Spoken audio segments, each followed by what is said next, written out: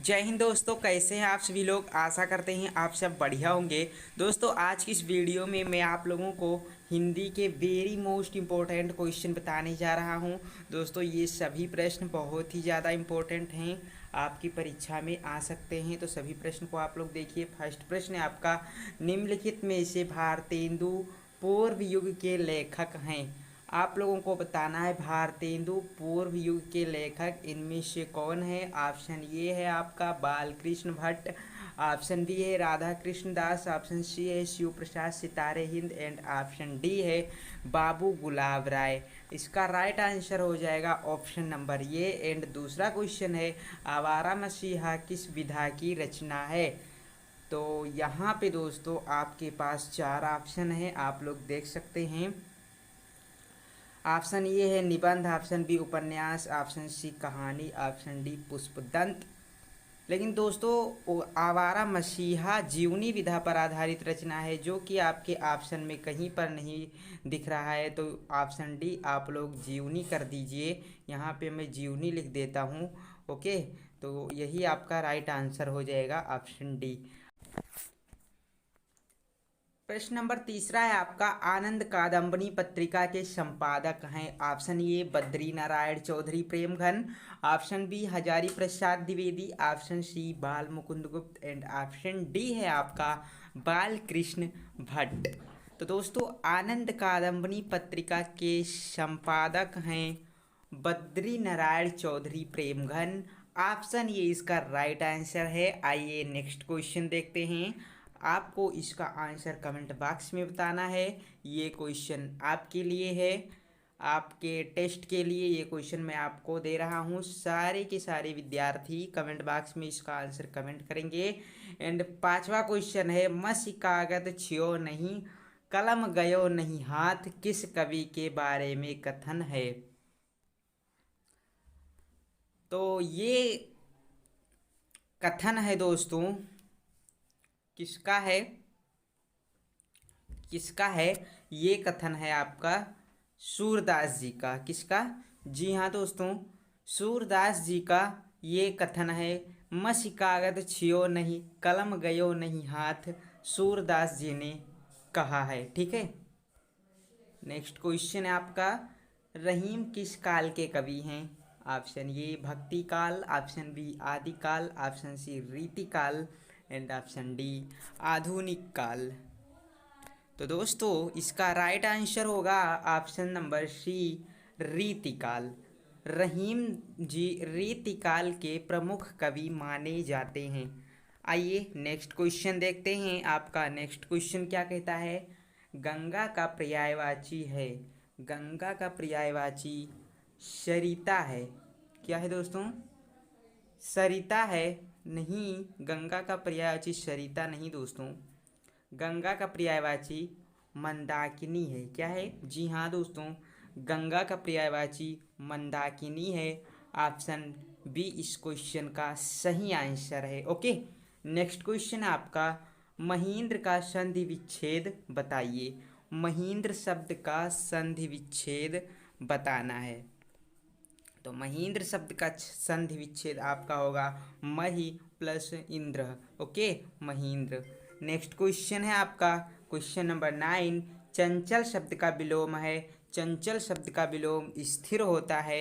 Okay दोस्तों, चंचल शब्द का विलोम स्थिर होता है।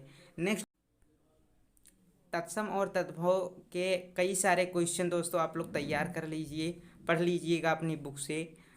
मैं ये नहीं कह रहा कि ये क्वेश्चन आपके पेपर में आएगा, क्वेश्चन बदल भी सकता है। ठीक, लेकिन तद्भव और तत्सम से रिलेटेड एक या दो क्वेश्चन आपकी एग्जाम में ज़रूर आएगा, तो आप लोगों को तैयार कर लेना है। पत्र का तद्भव होता है पत्ता। ऑप्शन बी इसका राइट आंसर है।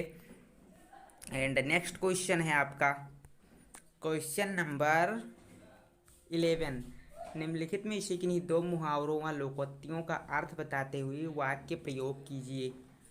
आसमान टूट पड़ना। आसमान टूट पड़ना दोस्तों मतलब कि भारी मुसीबत आ जाना। इसका वाक्य प्रयोग करना है। वाक्य प्रयोग आप कुछ भी कर सकते हैं। जैसे रमेश की माता जी की मृत्यु हो जाने पर रमेश के ऊपर आसमान टूट पड़ा। ओके, तो ये एक वाक्य प्रयोग हो गया। फिर दूसरा है आपका ईद का चांद होना, यानी कि बहुत दिनों के बाद दिखाई पड़ना। वाक्य प्रयोग कीजिए। महेश, आजकल तुम ईद के चांद हो गए हो। ओके, ये हो जाएगा वाक्य प्रयोग। ठीक। एक अनार 100 बीमार। एक अनार 100 बीमार दोस्तों, इसके मुहावरे का अर्थ क्या होगा? इस मुहावरे का अर्थ जानना चाहिए दोस्तों आपको, बहुत इम्पोर्टेंट है। हो सकता है कि आ जाए आपके पेपर में। एक ही वस्तु के अनेक इच्छुक, मतलब कि दोस्तों एक ही वस्तु के पीछे अनेक लोगों की दिलचस्पी होना।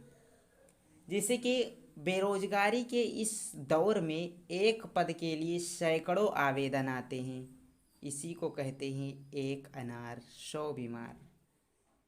देखो दोस्तों, इतनी बेरोजगारी हो चुकी है भारत में कि कोई एक पद निकल आता है तो उसके लिए सैकड़ों, हजारों, लाखों आवेदन आ जाते हैं।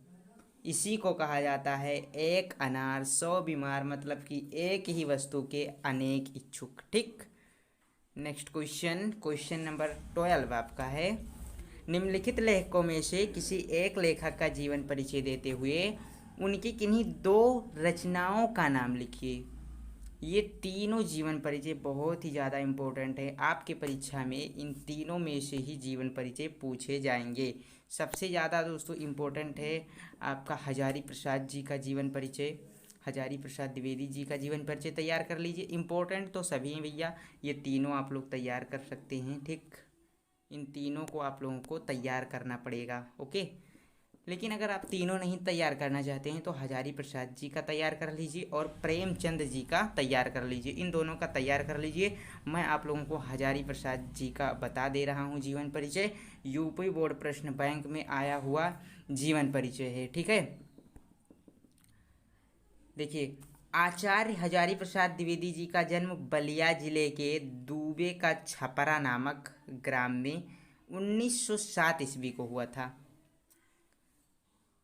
दूबे का छपरा नामक ग्राम कहाँ पे है? बलिया जिले में। वहीं पर इनका जन्म 1907 ईस्वी में हुआ था और इनके पिता का नाम था अनमोल दुबे। अनमोल दुबे इनके पिता थे और ज्योति कली देवी इनकी माता थीं। इंटर की परीक्षा उत्तीर्ण करने के बाद में द्विवेदी जी ने काशी हिंदू विश्वविद्यालय से ज्योतिषी तथा साहित्य में आचार्य की उपाधि प्राप्त की। इंटर की परीक्षा इन्होंने पास की, उसके उपरांत काशी हिंदू विश्वविद्यालय में एडमिशन लिया और वहाँ से इन्होंने ज्योतिष और साहित्य में आचार्य की उपाधि प्राप्त की थी। ओके, इन्होंने हिंदी व संस्कृत भाषाओं का भी अध्ययन किया तथा उसके पश्चात शांति निकेतन के हिंदी विभाग में अध्यापन का कार्य किया। वहाँ रहकर ये रविंद्रनाथ टैगोर और क्षिति मोहन सेन के संपर्क में आए तथा उनके संपर्क में रहकर इनकी साहित्यिक प्रतिभा का उत्तरोत्तर विकास होता गया।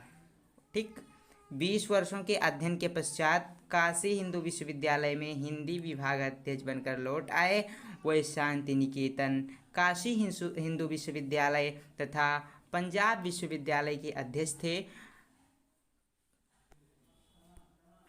20 वर्षों के अध्ययन के पश्चात काशी हिंदू विश्वविद्यालय में हिंदी विभागाध्यक्ष बनकर लौटे। ठीक, वे शांति निकेतन, काशी हिंदू विश्वविद्यालय तथा पंजाब विश्वविद्यालय के अध्यक्ष के पद पर कार्यरत रहे। इनकी साहित्य सेवा के लिए लखनऊ विश्वविद्यालय ने डिलिट तथा भारत सरकार ने पद्म भूषण की उपाधि से अलंकृत किया। देखिए, इन्हें पद्म भूषण की उपाधि से भी अलंकृत किया गया था। 19 मई 1979 को अस्वस्थता के चलते लंबी बीमारी के कारण निधन हो गया। डेट आप लोग याद रख लीजिए दोस्तों। ठीक है, इनकी मृत्यु कब हुई थी? 19 मई 1979 1979 ईस्वी को इनकी मृत्यु हुई थी। तो आप लोग दोस्तों हजारी प्रसाद जी की 2 रचनाओं के नाम याद कर लीजिए। आपको 2 रचनाओं के नाम भी लिखना पड़ेगा। एक है कुटज और दूसरा अनाम दास का पोथा। ये दोनों याद कर लीजिए, आप लोग लिख दीजिएगा। तो चलिए मिलते हैं नेक्स्ट वीडियो में। वीडियो पसंद आई है तो लाइक कर दें और चैनल पर पहली बार आए हैं तो चैनल को सब्सक्राइब करके बेल आइकन को प्रेस कर लें। Thank you.